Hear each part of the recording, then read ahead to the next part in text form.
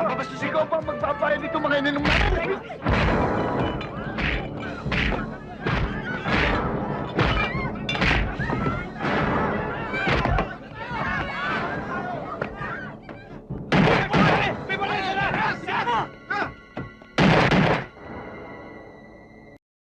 Tatapang nyo! Sino ba palag?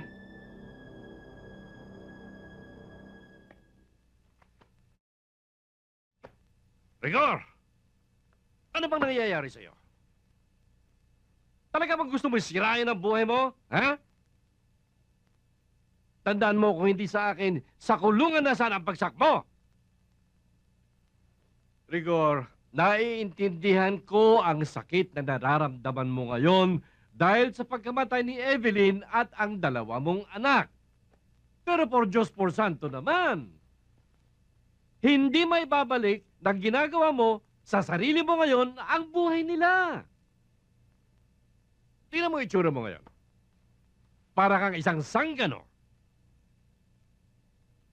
Talaga bang wala na halaga sa iyo ang buhay mo at ang sinumpa mong tungkulin?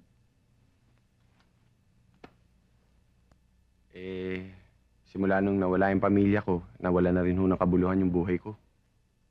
Ikinalulungkot ko, Rigor. Ikaw ang pinakamahusay na tauhan ko. Lahat ng mga matitinding misyon na binigay ko sa'yo, nalusutan mo noon. Pero ngayon, tinalo ka ng kabiguan. Epe, subukan nyo muna mawala ng mahal nyo sa buhay bago nyo sabihin sa akin yan. Hindi nyo ako naintindihan eh. Tara na, mag-shopping na tayo.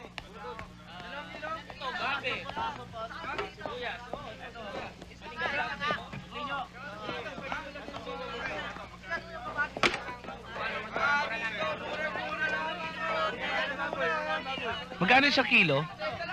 75 po. Masyadong taga. Magkano to? 80.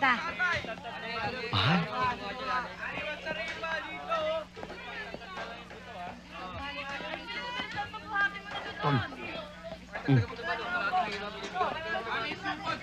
Magkano ho isa? 60, isang kilo. Oh, 30 lang. Wala ko kaming pera eh. Abay, bakit kayo namamalay nang wala kayong pera? Ha? Magsilayas ka kayo dito, binubwisit dito yung tinda ko eh. Sa gulay na lang tayo. Huh?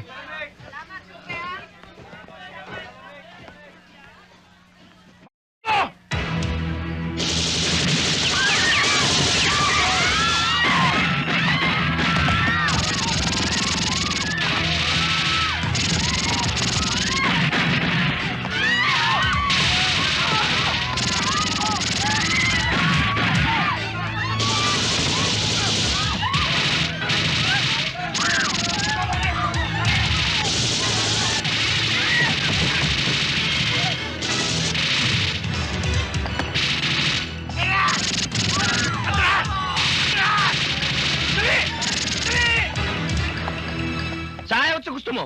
Tatanggapin mo itong 30 pesos ko.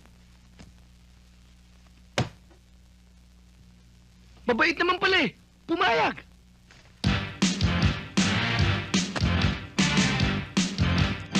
Kasama na ako yung gulay. Pumayag ulit.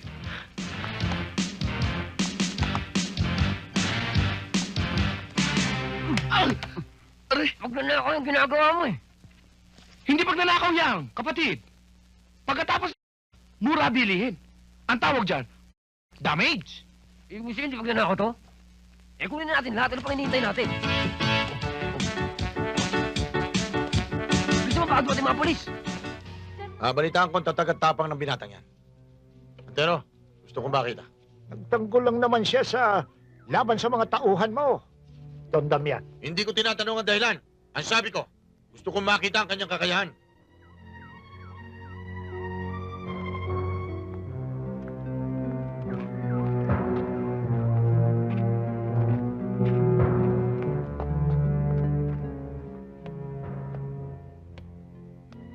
Sa'yo kung gustong masubok ang tapang at lakas ng estranghero.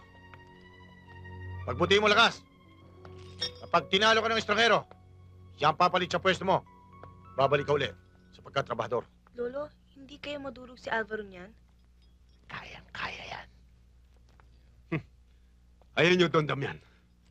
Kapag tinalo ko nito, bukas na bukas din, babalik ako sa pagtabas ng tubo.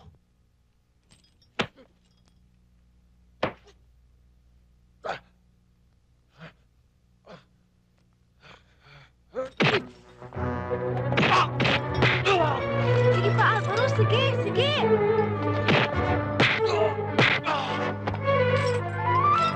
Laking tao mo! Lampa ka! Laban!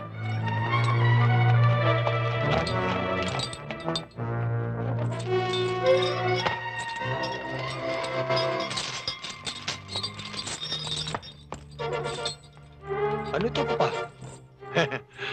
Pinarurusahan ko lang siya sa ginawa niyang panggugulo sa hinanda mong kasayahan kahapon.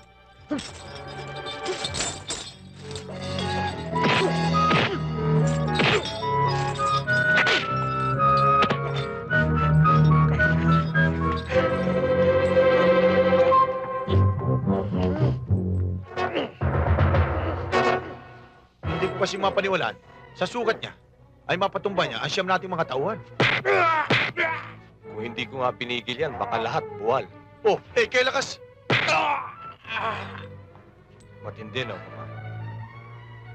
Maraming abilidad sa laban. Sige pa! Sige pa!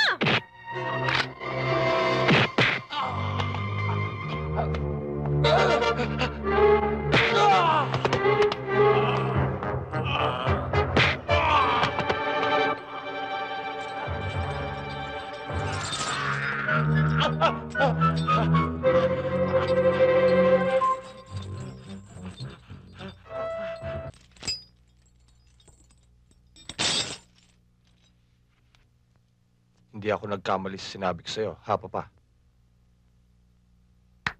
Bravo! Magaling! Maaaring patayin niya si Lakas. Pero hindi niya tinuluyan. Sa palagay ko, hindi naman masamang tao yan, eh. Pwede natin siyang pakinabangan sa asyenda. Lakas! Ayoko na makita ang tali mo sa ulo. Tsaka yung pasukpit-sukpit mo ng kadena sa bewang. Tigilan mo na ako riyan.